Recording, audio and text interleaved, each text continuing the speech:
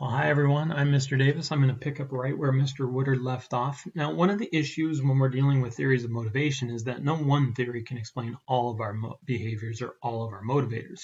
For instance, Mr. Woodard was talking about evolutionary theory, which kind of hangs its hat on the idea of instinct. One of the problems would be the argument that humans don't have a lot of instincts, a lot of true instincts. We have some to be sure, but some psychologists, some sociologists would argue that we don't have so many instincts that they can explain all of our behaviors. So we start looking at other drives or other theories of motivators. And the next one is the drive reduction theory. Quick little tip. A lot of times in psychology, the term will define itself. So drive reduction theory is exactly that. We want to reduce our drives. So as Mr. Woodard was talking about, drives are biological motivators. Hunger is a major drive. So we start asking, why did Mr. Davis go and buy that hamburger? Well, because he was hungry. So he was trying to reduce a drive. He was trying to create balance within his body. And that balance, that equilibrium, is called homeostasis. Drive reduction theory is going to say, hey, our bodies want balance. They don't want too much arousal when it comes to these certain drives. So I get really hungry. Mr. Woodard mentioned getting hangry. We get really hungry all of a sudden.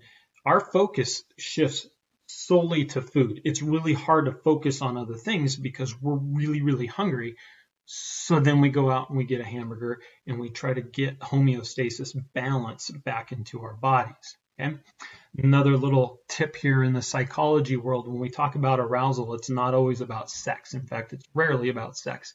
Arousal is just referencing states of alertness when our bodies are physically responding to the situation around us.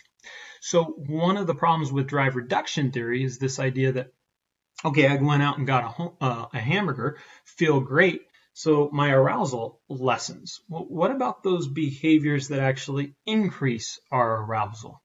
So we can start looking at what's called arousal theory, that certain behaviors, certain motivators are meant to increase arousal. They're seeking arousal. So I go out, I've had dinner with good friends. That's taking care of my drive for hunger, my drive for need to belong. And then you know what? I'm going to go play some football. That sounds like fun. I'm going to use a football analogy because I got a decent story about football here in a few minutes. So I go out and I start playing football. Well, if you think about it, football and the behavior of playing football cannot be explained through evolutionary theory or drive reduction theory. If you look at it through those lenses, it's stupid that I'm going to play football because football is where I go and crash against other human beings. I can hurt myself. I can hurt other human beings. There's really no evolutionary explanation for that. There's no drive reduction theory for that. So we start looking at this idea of arousal. Now, embedded in that is this incredibly important term, the Yerkes-Dodson law. The AP Psych tests love this, and it's really, really good to know when you're faced with your own situations like taking tests or going out and playing football, performing on stage in drama, whatever it might be. The Yerkes-Dodson law is an inverted U. So what it's saying is it's a moderately difficult task. You don't want to have an arousal level that's too low, or else your performance won't be very good. By the same token, if your arousal is too high, if you're like super nervous, super anxious, your performance isn't going to be good. So again, I'm going to use the football analogy. Let's say I'm a professional football player. We're out at practice.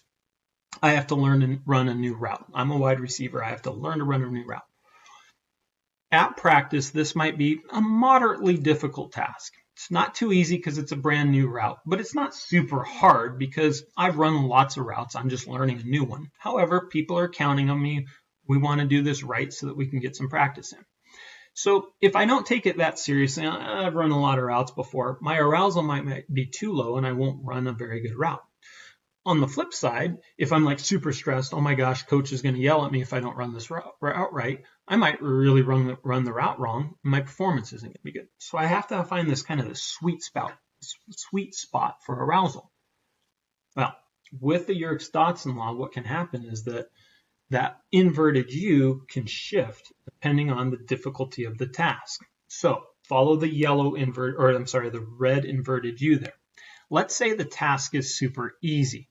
Let's say I've learned to run my new route. I've run it 1,000 times in practice. I made the team. Life is good. It's preseason game. Nothing is on the line. We're in the middle of a pandemic. There's nobody in the stands. If we lose or if we win, it doesn't really matter. It's a super easy task. If I screw up, it doesn't really matter. Okay.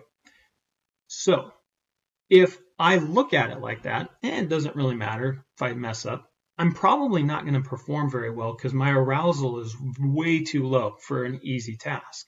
So I actually have to make sure that my arousal level is higher for this particular task. I've got to get more focused. Otherwise, I'm just going to take it for granted and I'm not going to perform very well. So I actually have to increase my arousal for an easy task. Now, here's a fun story. Back in 1989, Super Bowl, biggest stage of football that you can get. There's like 3 minutes left. The Cincinnati Bengals just went up by a field goal over the San Francisco 49ers, and the San Francisco 49ers have to go 92 yards in 3 minutes to win the game. This is a difficult task. Packed stands, biggest stage possible, Super Bowl.